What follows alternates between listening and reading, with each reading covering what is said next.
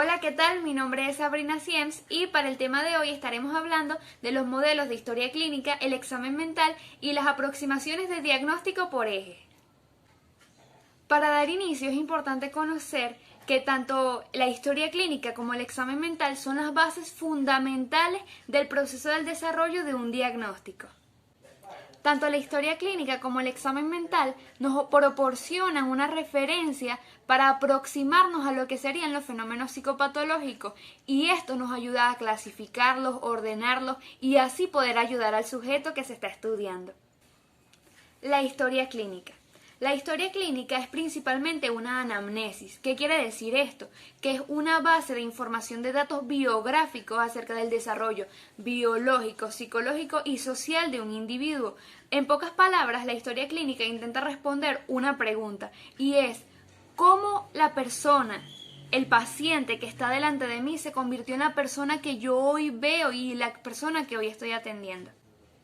Cuando se habla de la estructura o el orden de una historia clínica, la verdad es que no existe un orden estructurado. Casi siempre esto depende de las molestias que tenga el paciente, de cómo las vaya contando y por supuesto del clínica que le esté llenando. ¿Por qué? Porque es que no existe una pauta universal para lo que sería la realización de una historia clínica y de un examen mental. Sin embargo, el modelo que daremos a continuación intenta cubrir las mayores áreas de desarrollo. Este modelo está compuesto por tres partes porque abarca las mayores áreas de desarrollo de una historia clínica y son la identificación, la anamnesis y la historia personal. La primera área de este modelo es la identificación, que consta básicamente de los datos del sujeto, es decir, identificarse, nombre, edad, ocupación, procedencia, escolaridad y si vive con alguien. Como segundo punto tenemos la anamnesis, que es la fuente de la información. También cubre la molestia principal, la enfermedad actual, que ésta comprende los antecedentes del individuo y el desarrollo de los síntomas que éste ha tenido, enfermedades anteriores y el historial personal.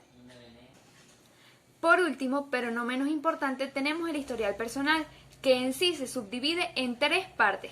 La primera sería la primera infancia, que es desde que el niño nace hasta los 10 años.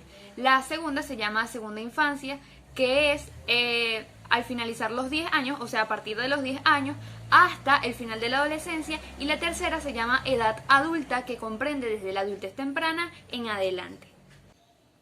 Ya conocemos la estructura del modelo principal de una historia clínica. Ahora veremos los diversos tipos que ésta posee. Según la situación en la que se recoge la información, tenemos tres tipos de historia clínica. 1.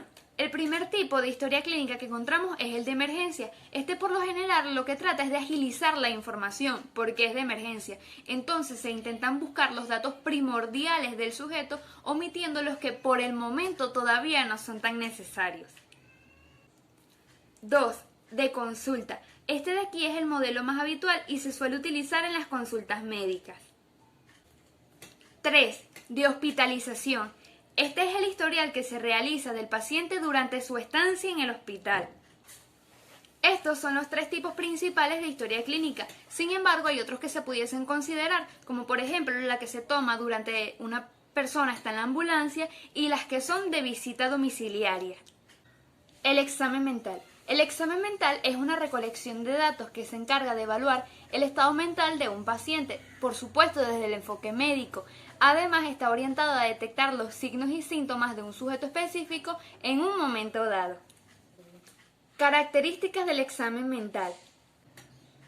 La primera característica que podemos encontrar es que los exámenes mentales son directivos. Esto quiere decir que son guiados netamente por el entrevistador, que sería el psiquiatra o el psicólogo.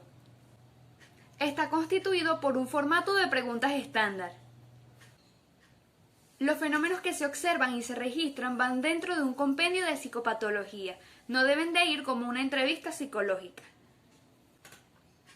El examen mental es un proceso descriptivo, no explicativo. Aproximación del diagnóstico y sus clasificaciones por eje. Los diagnósticos son construcciones que nos permiten caracterizar ciertas problemáticas humanas y estos se pueden obtener mediante la observación, la recolección y el análisis de ciertos datos. Hablando de la etimología de la palabra diagnóstico, proviene de una palabra griega que significa distinguir o algo que permite distinguir. Y a su vez, esta última palabra deriva otro verbo, que es gignosco, que significa llegar a conocer, determinar, observar, darse cuenta. Eso es lo que hoy en día conocemos como un diagnóstico, el poder diferenciar, el poder obtener información, reconocerla, observarla y analizarla. Y para finalizar estaremos hablando del diagnóstico según su clasificación de eje, según el Manual de Diagnóstico 4. El Manual de Diagnóstico 4 evalúa al paciente en diferentes variables y está constituida por 5 ejes. Primer eje. En el eje número 1 se codifican todas las enfermedades de trastornos clínicos y todas aquellas que requieran atención clínica. Eje número 2. En este eje se codifican los trastornos de la personalidad, el retraso mental y los mecanismos de defensa. Eje número 3. En el tercer eje van incluidas todas las enfermedades que tienen que ver con problemas físicos y que van acompañadas con algún trastorno mental.